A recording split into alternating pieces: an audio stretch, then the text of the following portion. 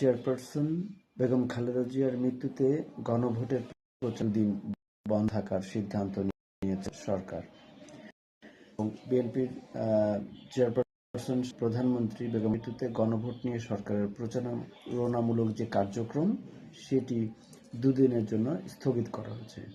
আজ মঙ্গলবার এবং আগামীকাল বুধবার সারা দেশে গণভোট সংক্রান্ত সব ধরনের প্রচার কার্য বন্ধ রাখার নির্দেশ দেওয়া হয়েছে।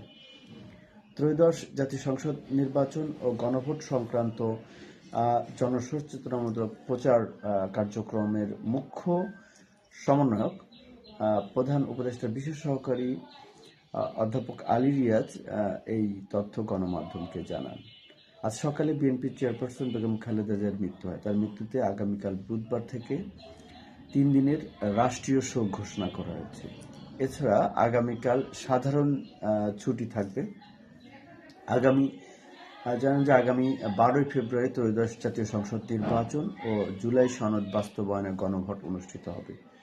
গণভোট উপলক্ষে সারা দেশে প্রচারণামূলক কাজ করছে সরকার। ইতিমধ্যে প্রচারণামূলক ভোটের গাড়ি নামক একটি কার্যক্রমের যাত্রা শুরু হয়েছে এবং এই কার্যক্রমে একাধিক মন্ত্রণালয় বিভিন্ন প্রচারণামূলক কার্যক্রম হাতে নিয়েছে এবং সর্বশেষ এই বেগম খালেদা জিয়ার মৃত্যুতে এসব প্রচারণা কাজ আপাতত আজ এবং আগামীকাল বন্ধ থাকবে এবং এ বিষয়ে পরবর্তী নির্দেশনা আগামীকাল থেকে দেওয়া হবে বলেও জানিয়েছেন অধ্যাপক আলী রিয়াজ।